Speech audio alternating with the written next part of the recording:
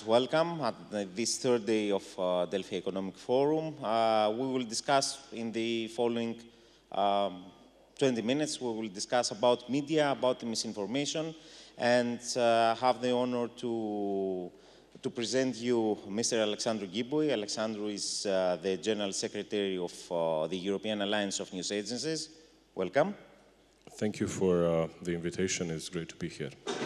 And let me ask you first, as an introduction, we're talking about news agencies. Why are news agencies different than other media? News agencies are different because they're less seen, first of all. News agencies are the basis of news gathering. They're not really public. They're not publicly displayed. They're not, let's say, so visible to the public eye. But at the same time, they're fundamental because, as I said, being at the basis of news gathering, they provide the news for the larger part of all the other media. So probably if you read some news this morning, there's a big chance that that news originated from a news agency. And that happens for several reasons. That happens because currently, of course, the media is undergoing some difficult times, and news agencies are there to support. But also traditionally, news agencies have been the main provider of information, let's say, to the larger part of the media. So we're working as news providers, more than that. That's why I think that it's very important to give the real news. And that's why we're discussing for misinformation as well. We're living in a digital era. We have to adapt in this digital era. But what are the big dangers? What are the obstacles to adapt in this era, especially if we're talking about our agencies? I think during these days, the past months, we were witnesses to extreme changes, and not only in the media sector. I don't think that we should look for solutions or causes of a situation only within the media sector. I think the problem with misinformation, disinformation has, let's say, roots which go really, really deep in society itself, and the interconnection between the media, the news, and the public has become even stronger in this situation, but unfortunately not for the good. There are two main reasons for which misinformation, disinformation now is so widespread. The main reason is the lack of media literacy. The fact that the public, the wider public, is lacking the skills, the tools to discern, to identify trustworthy sources, to, let's say, be aware of the information that they're receiving, and to, in a way, separate valuable information from noise. In part, that's what news agencies are doing. We separate quality information, real information, from the noise which is out there, and we deliver that information to the media so that they can also deliver it to the public.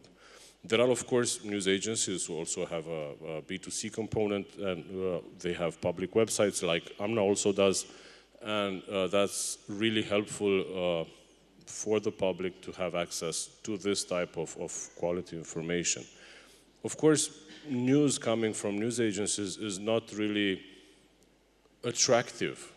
It's not clickbait. It's not tempting to read.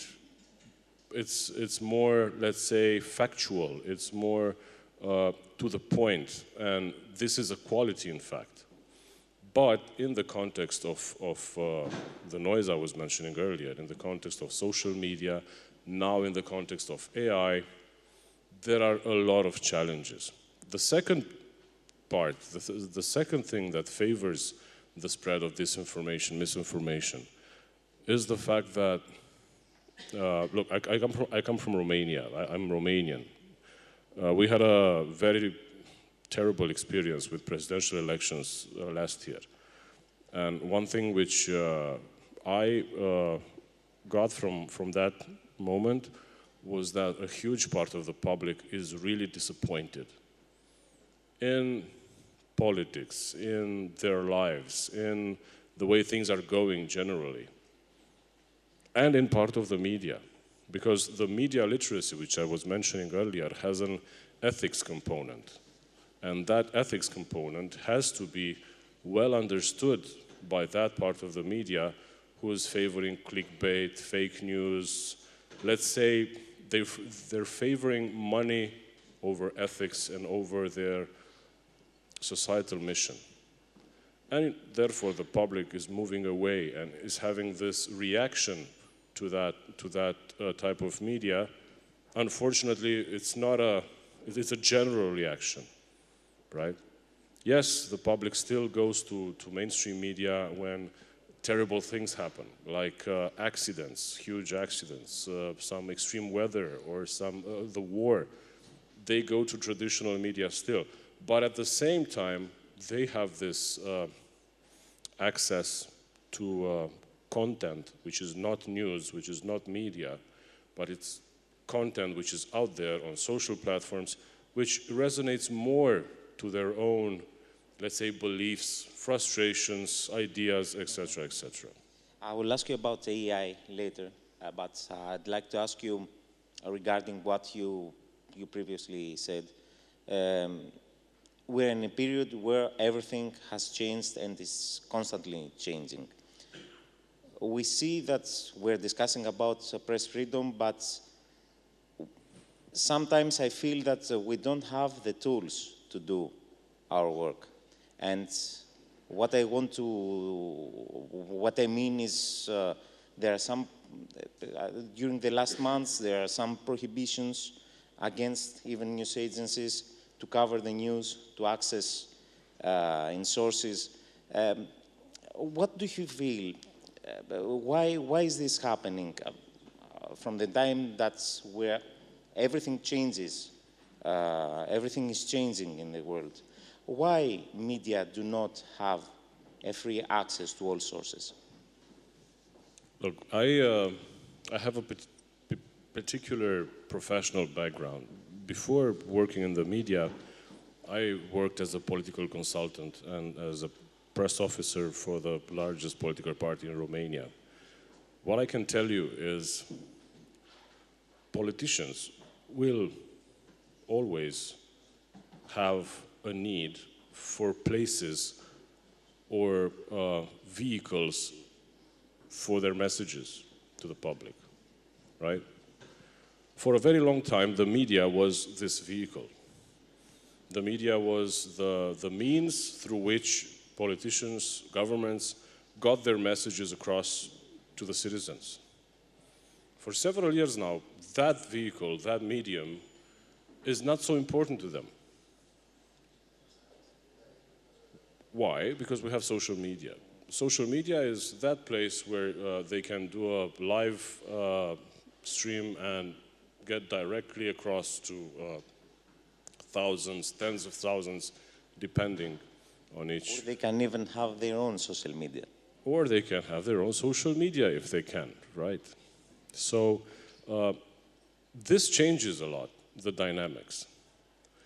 What we need to remember is that media, none disregarding the current context, will remain vital for functioning democracies and functioning societies.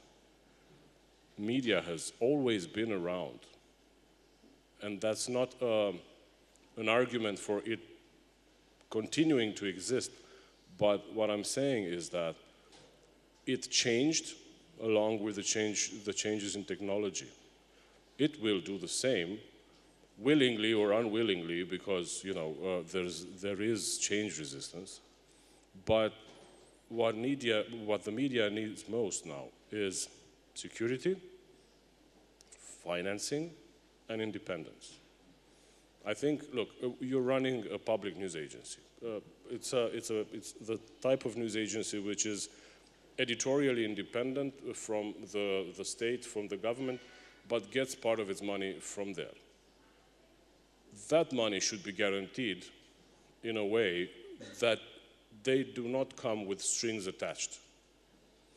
This is a very important principle in the Media Freedom Act at the European level about financing, transparency, and stuff like that. But more importantly, and even it's simple as that, give funding, don't attach strings to that. It's a basic principle. In private media, it works more or less, but the state, a government, has this, let's say, regulatory power to enforce this principle into law, to guarantee the independence of media, to guarantee its funding at the same time. Why? Because the reason is not the media to function, it's not a company or the other company to work in the future. The reason is that you need, as a government, to secure quality information for your citizens. When your citizens have quality information, they will be able to make better decisions for themselves. Of course, that could lead us to another discussion in terms of politics and media and societies, but I'm speaking a bit ideally here about how the things should be happening in order to guarantee the continuing of the democratic societies. Right, I think it's a big discussion, and it's a completely different discussion. We have about 5 minutes, 2 questions.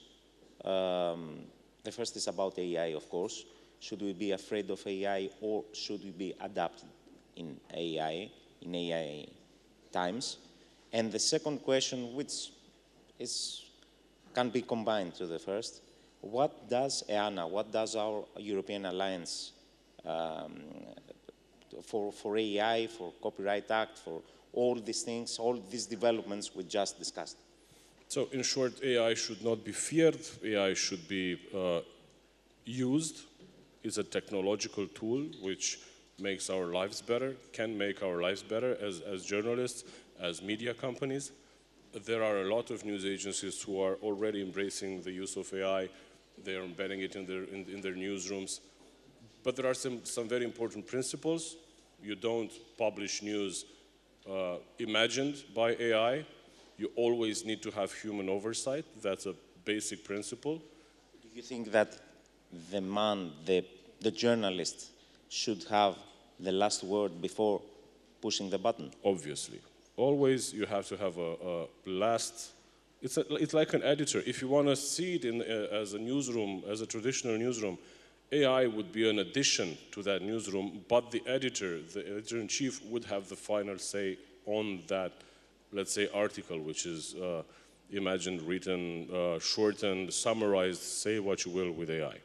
So AI is not a threat in this sense for the media. The threats from AI... It could be used as a tool to make our lives and our everyday lives and our job. It's two sides of the coin. One side is this I was just mentioning, the fact that you can integrate it, embed it into your newsroom, and use it to deliver news faster, etc.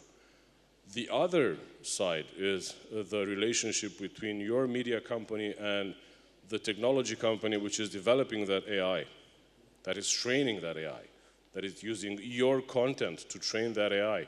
And here it's a basic principle which I uphold and I underline in every meeting I take part in. Content costs money.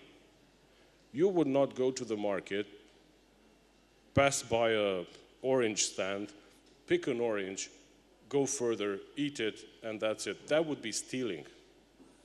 In the same principle, AI companies shouldn't pick content from websites and use it and move forward, because that is stealing.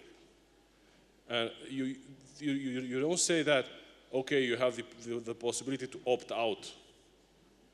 You don't need to have this possibility to opt out, because it's not like, coming back to the example with the oranges in the market, you don't need to put a sign on your store saying, you are not allowed to come take my oranges. I opt out of your option to take my oranges. It's weird. Basic rules. Basic rules. It's absolutely basic rules. No need to over complicate the discussion. It's as simple as that. EANA had an event this Tuesday at the European Parliament. We were happy to organize something there. We were happy to have you as a guest also. And we were supported by Vice President of the European Parliament, Victor Negrescu. We debated AI, we discussed with MEPs, with representatives of the European Commission, how the future of this relationship between AI companies and media companies will go forward. And obviously one, one conclusion, very vague one, is that we should probably engage more. My personal view is that we should and we need to understand each other better. My personal experience tells me that when you have a relationship with another entity, it's more difficult for that other entity to steal from your house. When they know you, when they understand you, it's easier to find a way forward to get a deal. If you don't know each other, if you don't understand each other's principles, why care? And in this moment, the snapshot of the moment is that the guys working in tech companies don't understand the media. Imagine this, they're young people who probably in their early 30s, around 30s, and they're used to getting their news from social media, not from traditional media. So how would those people understand the use and the benefits of traditional media? How would they understand copyright when they were raised in a world where they could, pick stuff from the internet? How would they understand, coming back to media literacy, which is not like a pointing fingers or a bad concept in a way that you punish them to have media literacy? No. It's allowing them to gain that understanding about the value of journalism, about the value of media, about the value that quality media brings to their own societies, actually. If we get to this point of understanding, the discussion between media companies and technology companies will definitely be much simpler. And that's why, as a conclusion, I think that EANA should play a role as a team and not only as individuals, our agencies as individuals. That's right? really important. I mean, in this discussion, there is strength in numbers. EANA having 32 members from 32 European countries, practically our combined estimated public is around 750 million people. So there is strength in news agencies, providing news to that many countries and so many people reading our news still, directly or not. Alex, thank you very much for this conversation, and thank you all for watching us. Thank you very much. It was a pleasure.